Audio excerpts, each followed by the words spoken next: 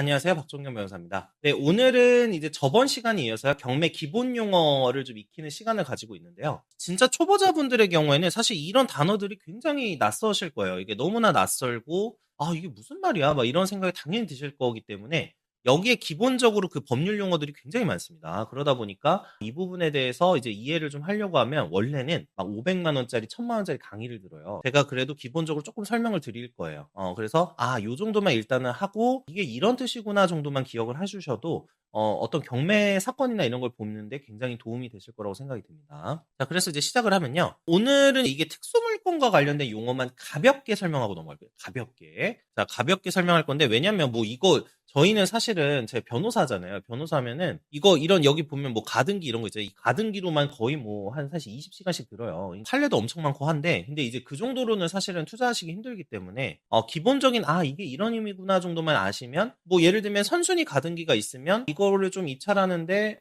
그냥 조금 힘들겠는데 이 정도 생각만 해주실 수 있어도 이해를 했다 이렇게 이제 보실 수 있는 거죠. 자, 그 다음에 여기 물건 상태 이런 것부터 있는데 한번 보도록 할게요. 자, 일단 공고된 신건 이거는 그냥 말 그대로 올라온 매각 공고가 올라온 신건을 말하는 거고요. 일단 이 두 번째 이 재매각이라는 단어가 좀 중요해요. 자, 재매각. 이 재매각이 뭘까? 자, 재매각이라는 거는요. 자, 일단 볼게요. 자, 우리가 흔히 좀 헷갈리는 용어가 이 두 가지입니다. 이 재매각과 세매각. 네, 이렇게 이제 돼 있어요. 재매각은요, 한마디로 말씀드리면 가장 흔한 케이스가 입찰을 했는데, 제가 저번 시간에 조금 쓰던 용어를 가지고 올게요. 자, 여기 보면은, 여기 보시죠. 입찰을 했었어요. 근데 미납을 한 거예요. 미납. 돈을 안 냈어요. 자, 돈을 안 냈어요. 자, 그러면은 다시 넘어갈게요. 입찰에 누군가 했습니다. 누군가 했는데 했다가 돈을 안 냈어요. 돈. 그래서 자, 돈을 안 내는 경우, 이 돈을 안 내서 다시 경매 절차가 시작을 하는 걸 재매각이라고 합니다. 그래서 재매각이라고 하는데 자, 여기서 재매각이냐 세매각이냐는 어떤 걸 통해서도 알 수 있냐면 우리가 금액이 있잖아요. 이 경매가 시작하는 금액. 자, 이거 한번 다시 볼게요. 자, 여기서 우리가 처음으로 감정가가 이제 첫 경매가 시작되는 금액이죠. 자, 근데 재매각인 경우에는 여기까지 지금 이제 유찰이 돼서 금액이 이렇게 떨어지고 있잖아요. 떨어지고 있는데, 자, 여기까지 한번 볼게요. 자, 여기서 이제 만약에 이제 누군가가 낙찰을 했었다. 자, 그러면은 이 세 번째까지 해서 12억으로 됐잖아요. 자, 세매각인 경우에는요, 이 첫 번째 19억으로 돌아가서 시작을 하고요. 재매각인 경우에는 그냥 여기서 낙찰 받았다가 누가 돈을 안 냈어요. 그래서 다시 시작을 한다면 다시 이 가격부터 시작을 합니다. 그래서 이 가격, 다시 시작하는 가격을 보면서도 재매각 여부를 판단을 할 수가 있어요. 자, 그러면 그래서 재매각의 경우에는 다시 시작하는 거기 때문에 그냥 원래 이제 유찰이 몇 번 됐었다라고 하면은 그냥 바로 그때 매각을 했었던 그 금액으로 다시 시작을 한다. 이렇게 생각을 해주시면 돼요. 자, 그 다음에 이제 세매각은 뭐냐면요. 크게 두 가지예요. 크게 두 가지. 자, 첫 번째는 누군가가 낙찰을 받았었는데요. 자, 누군가가 낙찰을 받았었는데 오류가 있었어요. 자, 오류. 왜냐면 그냥 가장 대표적인 게 매각 물건 명세서에 뭔가가 잘못 써 있었다거나 인수할 수 있는 권리 같은 게 잘못 써 있었다거나 이런 게 가장 대표적이거든요. 근데 이거를 보통은 매각 허가 불허가라든지 매각 허가 결정 취소라든지 이렇게 된 케이스들이에요. 그러면은 이거는 단어는 어려우니까 이 정도만 그냥 기억만 해주시고 한마디로 말하면 누군가가 낙찰을 받았는데요. 누군가가 낙찰을 받았는데 에러가 있었네. 그러면 이 사람은 억울하잖아요. 그러니까 나 보증금 내놔. 다시 나 이거 취소할래. 이렇게 한 거예요. 이런 케이스에서는 돌려받거든요. 보증금을. 그러니까 이렇게 해서 돈을 돌려받아요. 이렇게 하고 매각을 다시 이제 진행을 할 때. 이럴 때를 세매각이라고 하고요. 이게 첫 번째 케이스고요. 세매각의 두 번째 케이스는 아예 계속해서 입찰이 안 나온 케이스예요. 입찰하는 사람이 없는 케이스. 자, 이렇게 해서 이제 두 가지가 있어요. 근데 이 입찰을 안 한 건 주로 뭘까요? 가장 대표적인 게 내가 떠안아야 될 보증금이 너무 높은 거야. 예를 들면 가장 대표적으로 이런 게 있어요. 집값이 1억인데요. 예전에 이제 요즘에 전세 사기 얘기가 많잖아요. 자, 전세 사기를 할 때 어떻게 하냐면, 자, 어떤 이제 분양업자가 있습니다. 그 공인중개사랑 짜고 쳐요. 자, 그러면은 이 짜고 친 다음에 어떤 걸 할까요? 보통 신축으로 사기치거든요. 예를 들면 시세가 1억 5천인데 여기가 시세가 2억인 걸로 하자. 신축이니까 거래가액도 없잖아요. 그러니까 이제 2억으로 하는 거야. 자, 2억으로 하면은 그러면 전세 들어오는 사람이 어떻게 보냐면, 여기 시세가 2억이니까 전세 한 1억 6천 정도 해가지고 들어와도 내 돈 받을 수 있겠네라고 생각을 한 거죠. 자, 그래서 자, 여기 보면은 2억인데 시세가 원래 1억 5천이에요. 자, 원래 시세가 1억 5천인데 시세를 2억으로 짜고 친 거예요. 그런 다음에 전세를 1억 6천을 받아요. 왜냐면 이제 새로 들어오는 전세의 세입자는 여기 시세가 2억이구나 이렇게 생각을 하는 거예요. 자, 그러면 1억 6천 이렇게 만들었습니다. 근데 그러면 이거 낙찰받는 사람 입장에서는 어떤 생각이 들까요? 1억 6천이네? 뭐야? 집값이 1억 5천인데 전세 세입자가 만약에 선순위라고, 이게 나중에 설명드리겠지만 선순위예요. 자, 그러면은 대항력이 있다. 그러면 내가 1억 6천 책임져야 되네. 그러면 내가 1억 5천에 낙찰을 받아도 손해죠. 1억 5천이나 썼는데 1억 6천을 내가 갚아야 돼? 이거 말이 안 되잖아. 그러니까 그냥 이런 거는, 그래서 집값이 1억 5천인데 내가 떠안아야 될 게 1억 6천인 거야. 자, 그러면 이걸 영원의 낙찰을 받아도 1,000만 원 손해잖아요. 그쵸? 영원의 낙찰 받아도 1,000만 원 손해가 돼요. 야, 그러니까 이거는 낙찰이 안 되겠죠? 낙찰이 안 돼요. 그래서 점점 낙찰이 안 되네, 안 되네, 안 되네 하다 영원히 이제 가기 전에 이제 보통 세매각이란 걸 해요. 왜냐면 이거 뭐 무한으로 30%, 20%씩 떨어뜨려도 영원으로 가려면 한 세월이잖아요. 그래서 계속 떨어지다가 이제 다시 세매각을 하게 됩니다.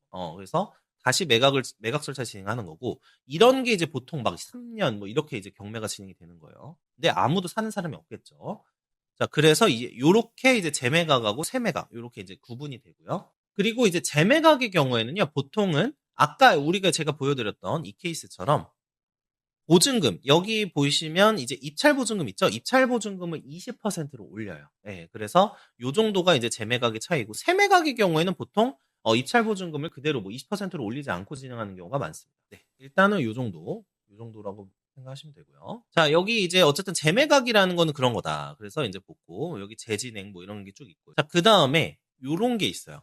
위반 건축물이라는 게 있습니다. 자, 위반 건축물의 가장 큰 리스크라는 건 뭐냐면, 자, 위반 건축물의 뜻은 뭐냐면 건축법상 무언가 잘못한 거예요. 가장 흔한 게 뭐냐면요, 무단 증축입니다. 그러니까 이거를 허가를 받지 않고 증축을 한 거죠. 보통 이게 굉장히 다가구나 다세대에서 간혹 많이 좀 벌어지는 일들이에요. 임의로 증축을 해서 되게 뭔가 이렇게 공간을 넓혀버린 거예요. 그러니까 집이 원래 등기부에 써 있는 공간하고, 그러니까 건축물 대장이나 등기부에 써 있는 면적하고 다른 면적인 거예요. 그러니까 더 확장을 해서, 그러면은 사실 이 위반 건축물 여부를 알아볼 수 없는 사람들은 집을 보러 가서 와, 이 집 되게 좋다, 이 집 되게 깔끔하다 막 이렇게 보고서 여기랑 계약을 해요. 근데 문제는 뭐냐면 이게 불법이었던 거야. 자, 그러면요, 자, 예를 들면 경매 낙찰 받는 사람 입장에서는 어떻게 될까요? 낙찰을 받는데 이게 위반 건축물이 있어. 그러면은 아무래도 저거를 언젠가는 뭔가 문제를 삼을 테니까 이거를 부셔야겠네요. 그쵸? 그러니까 부셔야 되는 상황이 되니까 보통 가격이 떨어지게 됩니다. 근데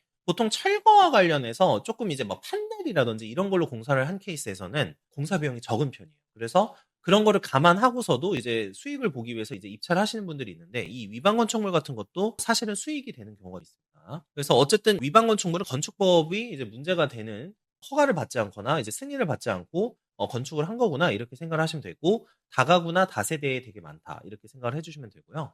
그리고 이 위반 건축물의 문제는 만약에 이걸 그러면 이제 수정하지 않으면, 이거를 이제 뭐 불법으로 무단 증축을 했는데 이걸 없애지 않으면 어떻게 될까? 이행강제금이라는 게 나옵니다. 이행강제금.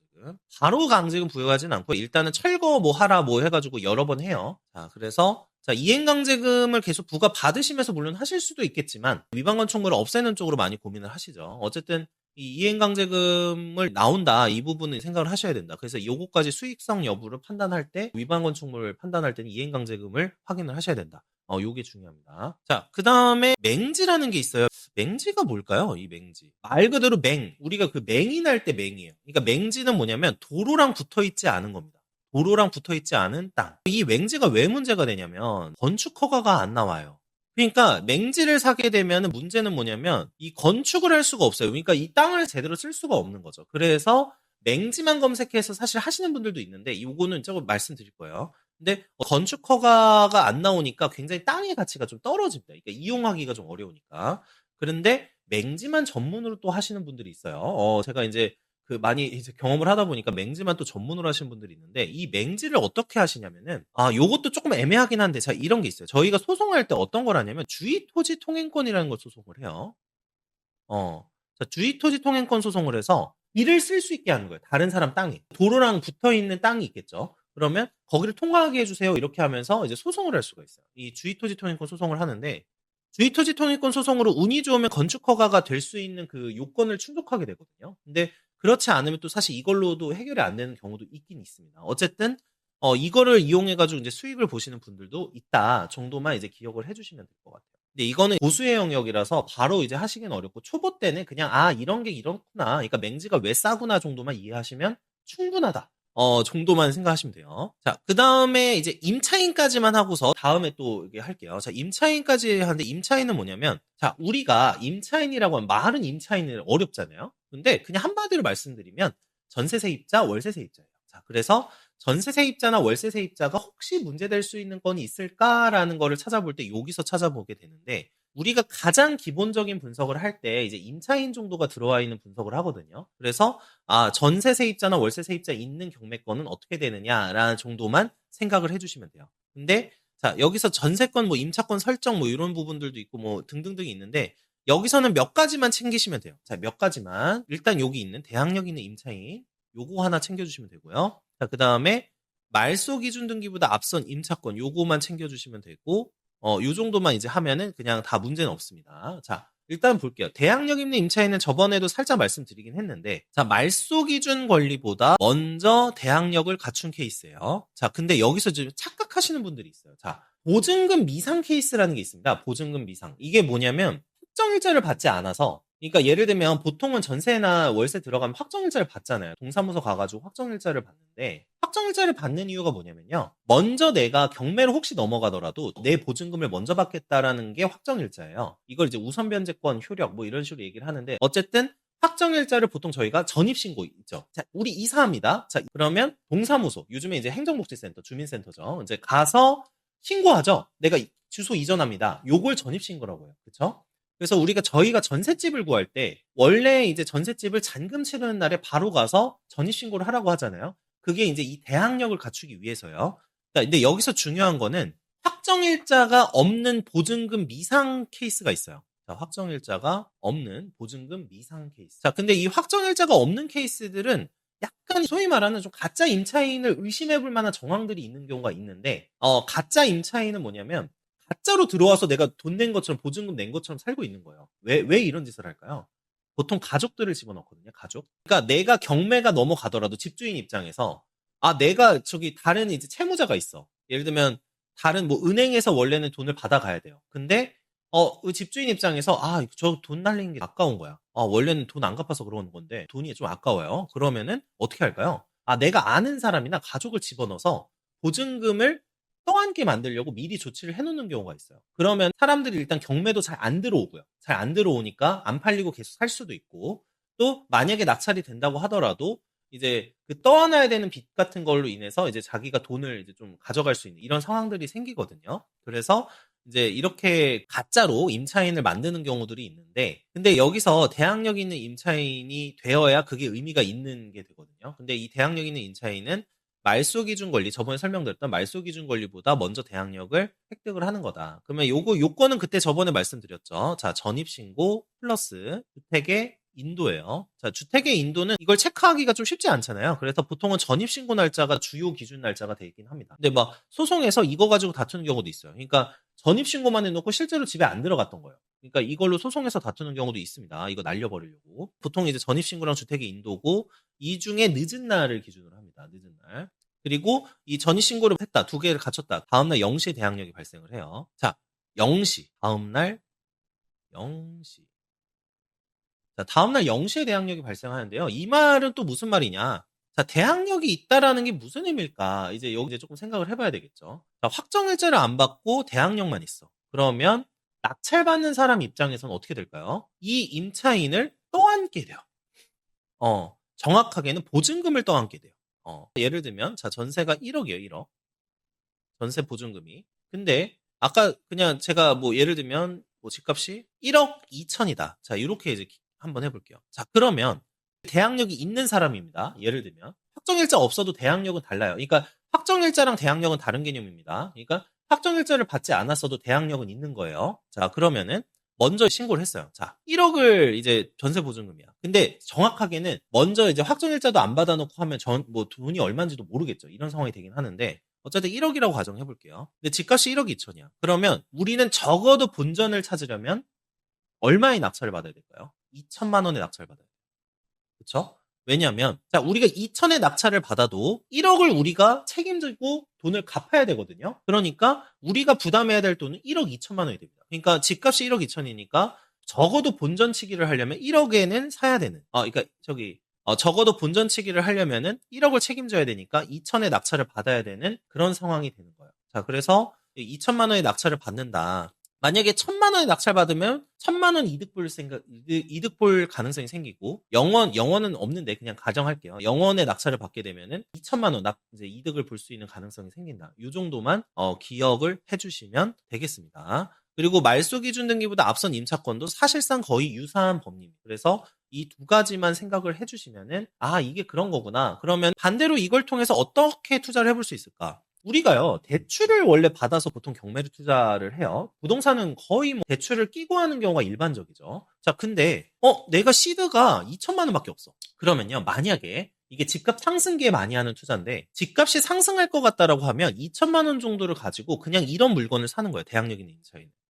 이렇게 되는 거예요. 자, 그래서 이런 걸로 이제 소위 말하는 갭 투자를 경매로 하는 거죠. 그래서 이런 식으로도 이제 투자를 해볼 수 있다. 그래서 이런 것만 또 하시는 분도 사실 있어요. 근데 최근에는 조금 집값이 이제 그 서울 지역을 이제 서울 핵심 지역을 제외하면 보합 상태거나 조금 떨어지는 경우가 많았기 때문에 지금은 이런 투자를 잘 하지 않지만, 그 집값 상승기 보통 2016년부터 2022년까지의 상황에서는 이런 투자를 해서 굉장히 큰 수익을 보신 분들이 꽤 있습니다. 어쨌든 이런 식으로 해서 대항력 있는 임차인 정도를 이제 처리를 한다. 그리고 뭐 이게 이제 만약 집값이 오르면 오히려 이득을 보면서, 그리고 전세도 만약에 잘 나가는 곳이었다고 하면은 이 전세가 잘 나가는 곳에서 이제 진행을 하고, 그리고 새로운 세입자를 또 받으면 되겠죠. 이제 돈을 주면서 이렇게 하면서 진행하는 경우들이 있었다 정도만 기억을 해주시면 돼요. 다만 여기서 조금 조심할 건 이런 겁니다. 대항력 있는 임차인이 사실은 돈을 못 건지고 이게 깡통 전세가 된 경우들이 있어요. 이런 케이스는 그 지역 자체가 전세가 잘 안 나간다는 뜻이죠. 그러니까 이런 거는 조금 조심해서 지역은 잘 보면서 하셔야 된다는 뜻이 되기 때문에 이것만 잘 감안을 해주시면 되겠다. 요 정도만 기억을 해주시면 될 것 같다. 그래서 보증금 정도만 그러니까 보증금을 떠안아야 되는 투자를 할 때 이제 찾아보는 게 이 대항력 있는 임차인이다. 이렇게 한마디로 정리를 할 수 있겠습니다. 오늘도 여기까지 했는데도 이제 시간이 많이 가서 이 뒤쪽에 있는 것도 가볍게 이제 또 한 번씩 언급을 하면서 넘어가는 걸로 이제 다음 영상을 또 해서 올리도록 할게요. 네, 시청해 주셔서 감사합니다.